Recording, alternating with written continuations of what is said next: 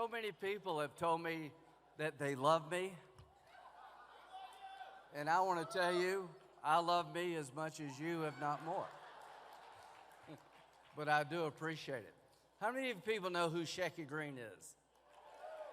Well, you're about to get some of that. So anyway, if you're looking for an intellectual discussion of the U.S.-Israel relationship, that comes with Dave McCormick speaks later on.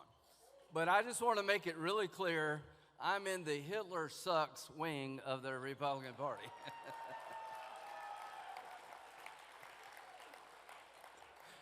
What is this Hitler shit? I don't know.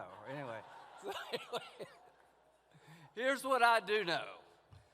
You can sit in a basement with weird people and say weird things. It's a free country, right? But if you ever run for office as a Republican and you embrace this weird shit, we're going to beat your brains out.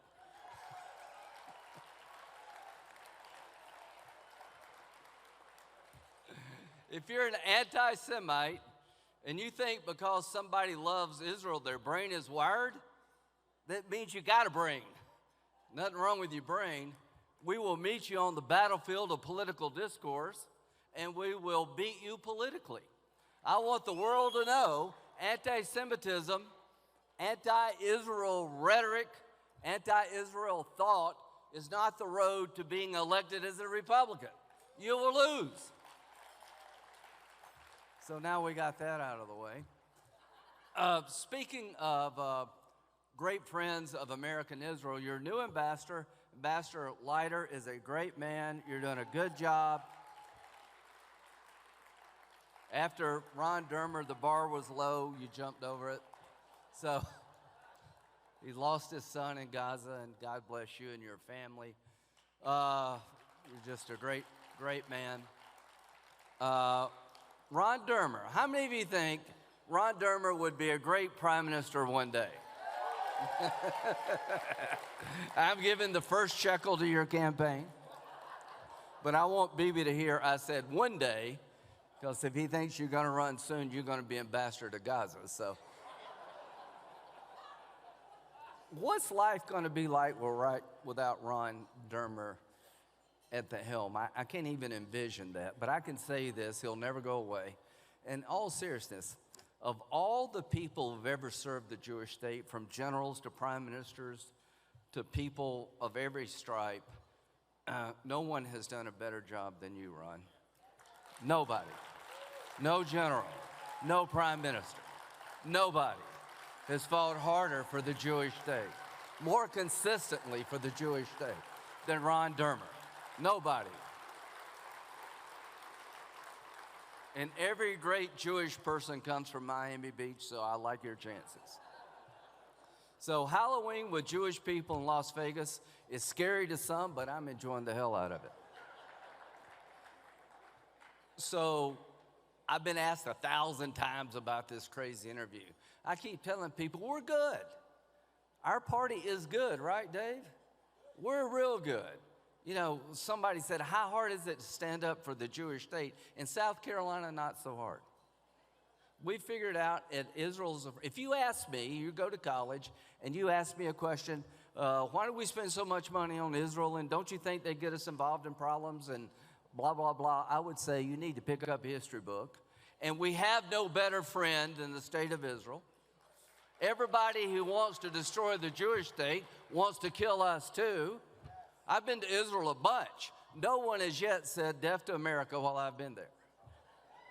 They want to buy me a beer, but nobody says death to America. All the terrorists you're killing, Ron, is one less terrorist that can get here. Common values and common enemies.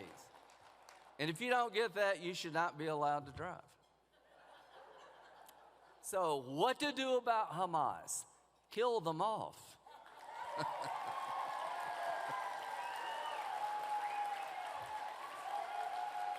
Kill them off. You know why I don't have a pet tiger? There is no such thing as a pet tiger. Remember Siegfried and Roy? We're down to Siegfried. So they had the tigers, and they loved the tigers, and apparently the tigers they thought loved them.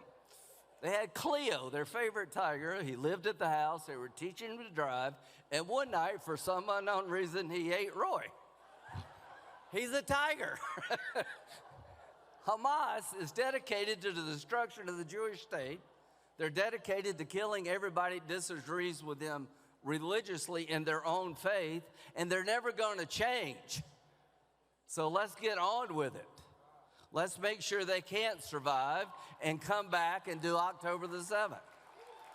Now, I'm glad we got the hostages back. God bless that deal. I'm glad we got a ceasefire, but I'm worried that Hamas is not going to play the game the way we thought they would. If you're shocked they're shooting people in the streets, you missed a lot what they did before they got the ceasefire. I just think give Israel some time, but there'll come a point, Ron, where we got to just end this thing. There is no pathway forward in the Mideast as long as Hamas is around. Get them out. Hezbollah. I've never felt more hopeful about Lebanon. We got a Christian president in Lebanon. We got a Sunni prime minister. And half the Shiites in Lebanon want Hezbollah to disarm. Man, we got an opportunity here, but you got to be strong, right? So let's finish Hamas off one way or the other. Let's go to Lebanon and give Hezbollah an offer they can't refuse, and get back to normalizing with Saudi Arabia and leave Iran in the dustbin of history. We can do all that. Speaking of Donald Trump, he said, hey, so he's a great president. If you don't believe me, just ask him.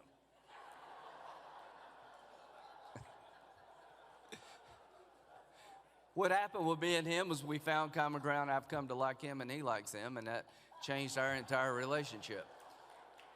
But he did the Golan Heights thing. Remember, Ron?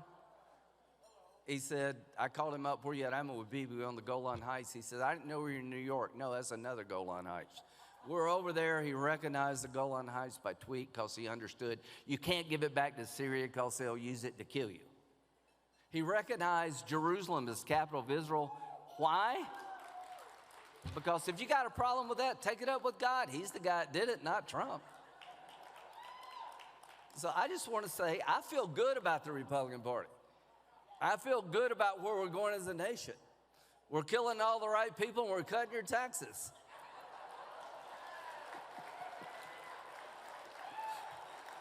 Trump is my favorite president.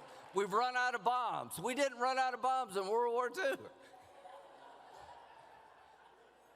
So, as a coalition of Republicans, some Baptists, some Jewish, we organize ourselves around principles that we love and we cherish. We love individual freedom. We love entrepreneurship. We love capitalism.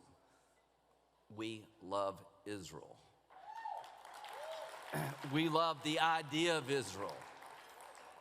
We love the struggle they've been involved in.